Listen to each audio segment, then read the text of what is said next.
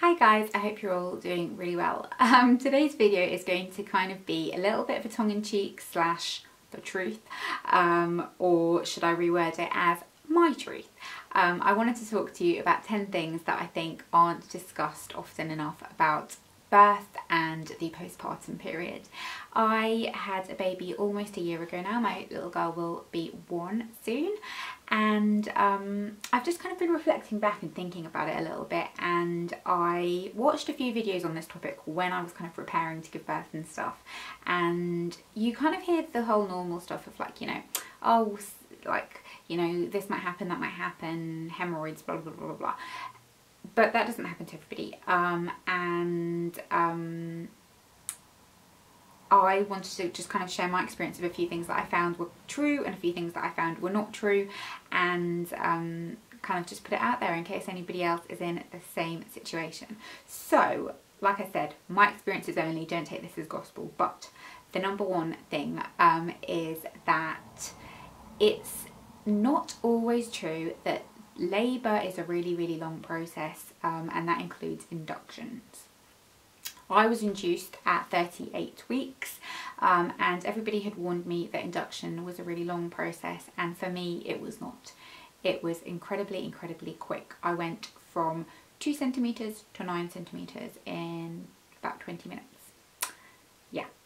And people always want to make out like a speedy delivery is what you want, and it is in a certain sense, but I also think that there are complications that come with a speedy delivery that are not so talked about, which are, it can be quite traumatising. You sort of feel like you haven't prepared yourself. I felt like I didn't get to experience what contractions felt like in any way, shape or form, because it just went from nothing to like, I need to push instantly. It was like 0 to 100 instantly, to a point where they had to give me something to slow them down, because they kind of wanted me to stabilise a little bit, because they hadn't even gotten me to the labour ward at that point. So yeah, it's not always the case. Obviously you can't prepare, you can't plan, you can't know this, but I'm just putting it out there that that was not what happened for me. I've got a list down here which I'm looking at just so that we can kind of keep it concise. Postpartum recovery period. You kind of get warned about this a little bit, and you know, it might be a little bit hard, and I'm gonna talk about like stitches and episiotomies and that kind of thing a little bit further down the line, because I want to go into a little bit more detail about that. It's a lovely topic, I'm sorry. But you expect that you'll kind of feel really rough and sore and that kind of thing, and you do. I didn't breastfeed, so I can't kind of talk about that too much, because I'm sure that has its own challenges and must be really hard to kind of establish at the beginning. But I kind of dabbled with it, but I'll go into why that didn't work out later. But I was shocked by how truly horrendous I felt postpartum. I thought I was doing okay like the first day or two, and then it suddenly hit me, and it was just like nothing I've ever felt, especially if you're somebody who has never really kind of, touch wood, had anything massively wrong with them. I found it so difficult. I felt like I was in a body that wasn't mine, and it was this body that was falling apart, because my back really hurt from where I'd had the epidural. My lower back really hurt. I'd had an episiotomy, so that was really painful. You just sort of felt bruised everywhere, and it was just really difficult. They also prepare you a lot for the bleeding thing, that you know you're going to bleed for ages and you need the big thick pads and all of that kind of thing, and I actually found that to be not true at all for me. I think I bled for maybe like a week afterwards, might have been like a week and a half, but it wasn't crazy amounts at all. It was just like a normal, not even super heavy period. I did lose quite a lot of blood when I gave birth though, so like, and I didn't realise it at the time, but only looking at my notes afterwards I reminded myself that, oh yeah, that did happen. So yeah, I didn't have too much bleeding, so that was okay, and that side of it is tough, because I know some people have it where that goes on for quite a while, but that wasn't what happened for me. Then the 6-week mark. You go for your 6-week checkup, and if everything's okay, they'll tell you, right, okay, you know, you can resume your sexual activity. And I just want to tell you that it is so utterly and perfectly normal and okay to not want to resume your sexual activity after 6 weeks? Some people might, probably a lot of people do. I don't quite see how, because you are so exhausted that I just couldn't at that point think of anything worse, to be quite honest. Which sounds really awful, but to be honest, I think my partner probably felt the same. It was just kind of so not even on the agenda. And your baby's in the room with you constantly. I know they're tiny and I know they can't see, but like, that just does not do it for me. Just no, I'm not interested in, no, just no. So yeah, don't feel pressure that you have to jump right into it 6 weeks. It does take a very, very long time for things to heal and go back to normal, and I just don't see the point in rushing it and making it a less than pleasurable experience, because it's meant to be a nice experience. So yeah. Your boobs, let's talk about boobs, shall we? Boobs change even if you don't breastfeed. My boobs are a shadow of their former self. They are just kind of a bit sad looking, to be quite honest, and quite saggy. And I didn't breastfeed properly, like I said. And yeah, they have just lost their kind of firmness and perkiness, and yeah, they just got so massive while I was pregnant that they then just never fully recovered. It's okay, I'll just keep my bra on, but like, yeah, that did happen to me. Again, it might not happen to you. I hope it doesn't happen to you, because I do find it a little bit annoying, but it's okay. If you had particularly severe morning sickness when you were pregnant, you could get it postpartum as well. I didn't know this, nobody told me this, nobody shared this with me. And I had severe sickness after I gave birth. I think I puked non-stop for about a week after I gave birth, every single day. There was one day where I'd thrown up 14 times. I couldn't even keep water down. I was really, really unwell.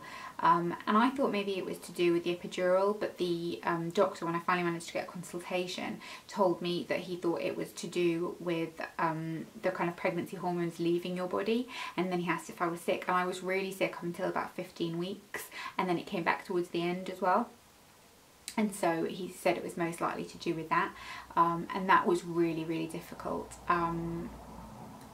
I wish I'd had kind of some like anti-nausea tablets or something at the house preparing for that, because I didn't, and I ended up having to get a doctor's appointment, and it was when lockdown had just been introduced, like last March, and it was really complicated, and like my partner had to go to the hospital and collect them, and it was all really weird. So yeah, that is something to maybe look into if you have had it quite bad while you've been pregnant. Then the next one is, let's talk about recovering from an episiotomy. I'll spare you the details of explaining what an episiotomy is if you don't know what one is, because it's not pleasant. But I had to have an episiotomy. I know some people kind of can have a tear, and that's slightly different, but I knew that it was going to be very hard, but it was even harder than I thought it was. And I'm not saying this to try and put anybody off or anything like that, because it happens, and like, it's, you know, it's fine now, but it really, really, really hurt. And I felt like I couldn't lay down comfortably, I couldn't sit down comfortably, holding the baby hurt. And I think as well, it depends kind of where in the area it is. I mean, let's face it, it's all not a great area for anything painful to be going on in, but it was in a very like difficult kind of area, and I found the only thing that helped it was to have baths with Epsom salts. But I was recommended for the first 10 days not to have baths because of the dissolvable stitches, and they don't want them to kind of go weird. But that was the only thing that helped after a little while, and it then sped up the healing process. But it did really, really hurt for quite some time, and now I'm a year after and it doesn't hurt at all. But if I've had a really long day where I've like done a lot of physical activity, you can feel like a little bit of pressure almost. It doesn't hurt, but you're just aware of where there's kind of like scar tissue, and yeah, it's quite a thing. I think an episiotomy or tears or that kind of thing, it needs to be made clear that it's quite a thing.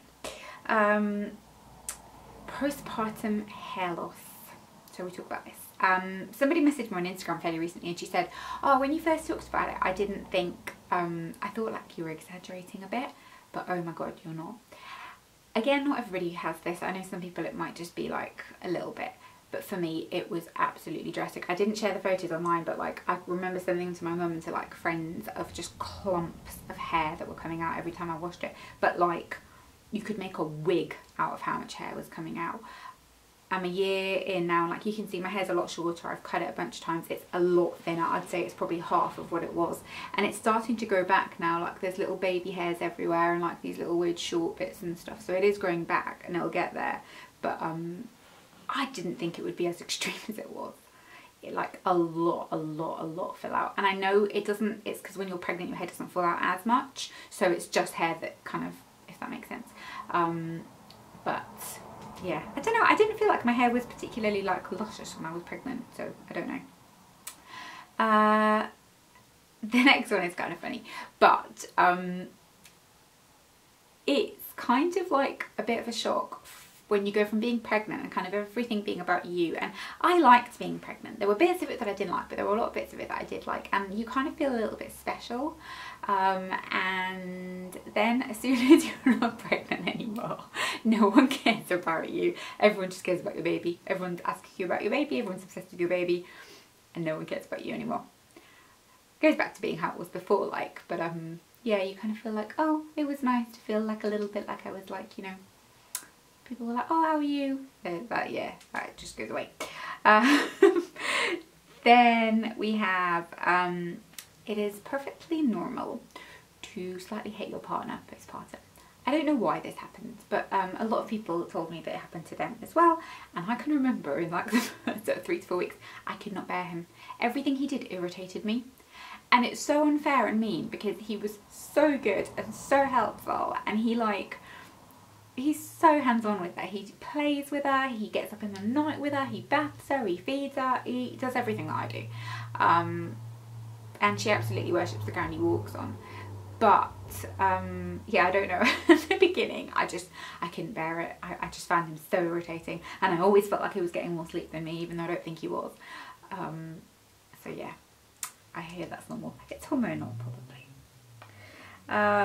And then the last one is a little bit of a cliche, but it is worth it. I am not going to sit here and sugarcoat that giving birth and the postpartum process was a lot harder than I thought, but that might have been because I was underprepared. But I also think that we're mostly underprepared because I don't think most of us A, have much control over the matter, B, that there is enough information readily available for us on the topic. But nonetheless, I think that yeah, it's a very difficult process, but I look at my daughter now and she is just the most magical thing ever, and it blows my mind like that it's been a year and she's now this little girl that like laughs and likes things and just went from being that tiny newborn to just a lovely little child. And it's just, it is unlike anything other, and that overwhelming love feeling that you have is just like, it makes me cry just thinking about it, kind of thing. I am going to do one of these about motherhood as well and babies and that kind of thing if you're interested, so let me know. But I hope you enjoyed this. If you are pregnant, then congratulations. I am sending you hugs because it must be quite scary being pregnant during a pandemic. I gave birth just at the start of it, so kind of it's been more, my journey into motherhood has been affected by COVID versus my pregnancy had. But you know, yeah, it's tough. I feel for you at the moment. But I hope you enjoyed this video nonetheless, and I will see you all very, very soon.